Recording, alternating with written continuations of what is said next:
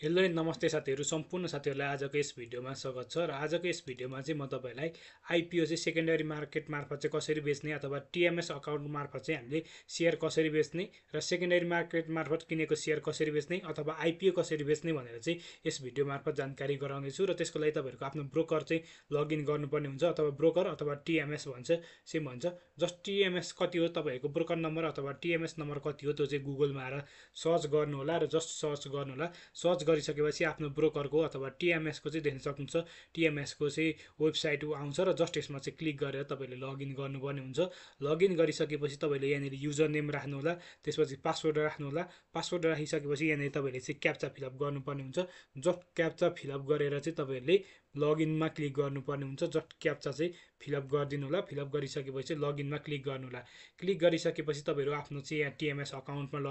login भइसक्नु भएको छ र यहाँनिर टिएमएसको सम्पूर्ण डिटेल्समा तपाईँहरूले देख्न सक्नुहुन्छ तपाईँहरू चाहिँ सेयर बेच्नको लागि चाहिँ जस्ट यहाँनिर अर्डर म्यानेजमेन्टमा आउनुपर्ने हुन्छ अर्डर म्यानेजमेन्टमा आइसकेपछि यहाँनिर देख्न सक्नुहुन्छ बाई एन्ड सेल भन्ने अप्सन रहेको छ जस्ट बाई एन्ड सेल भन्ने अप्सनमा आउनुपर्ने हुन्छ बाई एन्ड सेलमा आइसकेपछि तपाईँहरूले अब कुन सेयर चाहिँ बेच्न गइरहनु भएको छ यहाँनिर सिम्बल अप्सन रहेको छ सिम्बलमा चाहिँ तपाईँहरूले क्लिक गर्नुपर्ने हुन्छ जस्ट म चाहिँ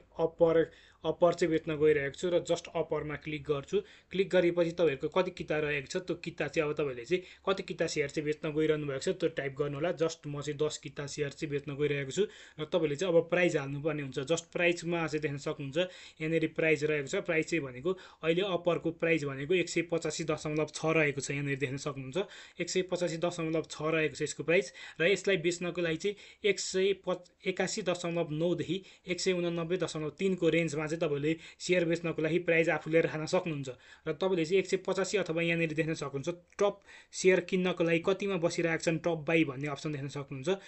टप सेयर किन्नको लागि चाहिँ 185.5 चाहिँ किन्छु भनेर चाहिँ बसिरहेका छन् र तपाईँले यहाँनिर यो 185.5 छ नि यो 185.5 यही चाहिँ तपाईँले यहाँनिर राखिदिनु भयो भने चाहिँ तपाईँको तत्कालै बिक्छ यहाँनिर तत्कालै बिक्छ तर तपाईँको योभन्दा बढी राख्नुभयो भने चाहिँ केही समय वेट गरेर तपाईँको बिक्न नि सक्छ अथवा योभन्दा प्राइस बढो भने तपाईँको बिक्छ घट्यो भने चाहिँ तपाईँको केही समय फेरि एडिट गर्नुपर्ने हुन्छ जस्ट म चाहिँ अहिले 185.5 राख्छु र मैले चाहिँ तत्काल सेयर बेच्नुपर्ने भएकाले र तपाईँले अलिक बढीमा नि राख्न सक्नुहुन्छ र जस्ट 185.5 राखिसकेपछि प्राइस राखिसकेपछि जस्ट तपाईँले चाहिँ यहाँनिर सेल भन्ने अप्सनमा क्लिक गर्न सक्नुहुन्छ यहाँनिर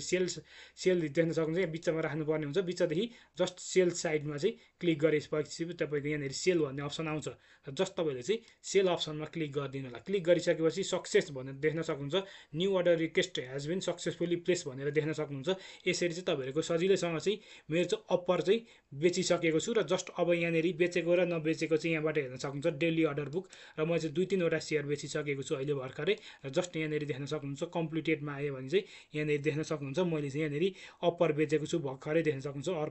अप्पर चाहिँ यहाँनिर कम्प्लिटेड भनेर देखेको छ र अप्पर चाहिँ सेल भइसकेको छ र यहाँनिर देख्न सक्नुहुन्छ 185.5 मा चाहिँ यहाँनिर बाई अर सेल भनेर चाहिँ यहाँनिर देख्न सक्नुहुन्छ यहाँनिर सेल भनेर देख्न सक्नुहुन्छ सेल र बाई भनेर चाहिँ यहाँनिर देख्न सक्नुहुन्छ टाइपमा चाहिँ यहाँनिर मैले सेल गरेको छु 10 किता चाहिँ यसरी त्यसै गरी अरू किता पनि मैले सेयर चाहिँ यसरी नै बेचेको छु र यो तरिकाबाट चाहिँ तपाईँले सजिलैसँग चाहिँ सेयर बेच्न सक्नुहुन्छ साथीहरू र अब तपाईँले सेयर किन्नको लागि चाहिँ जस्ट यहीँ बाई एन्ड सेलमा आएर चाहिँ कुन सेयर किन्न आँट्नु भइरहेको छ जस्ट अप्पर क्लिक गर्नु होला अप्पर क्लिक गरी मानौँ अप्परै किन्न आँट्नु भयो तपाईँले यहाँनिर कति किता हाल्नुहुन्छ जस्ट 20, 30, 40, 50 जस्तै त्यो किता हाल्नुपर्ने हुन्छ तपाईँले चाहिँ जस्ट म 40 किता लाउँछु र प्राइस भनेको अहिले यहाँनिर तपाईँले बाई गर्नको लागि टप बाई भनेको 186 मा बसिरहेका छन् र तपाईँले चाहिँ कतिसम्ममा किन्न गइरहनु भएको छ त्यो राख्नु होला र त्यसपछि यहाँनिर टप बाई राख्नु होला त्यसपछि यहाँनिर बाईमा चाहिँ क्लिक गर्नुपर्ने हुन्छ यहाँनिर किता अथवा बाईमा राख्नुपर्ने हुन्छ प्राइस भनेको तपाईँले म जस्ट राखिदिन्छु यहाँनिर प्राइस 186 राखिदिन्छु म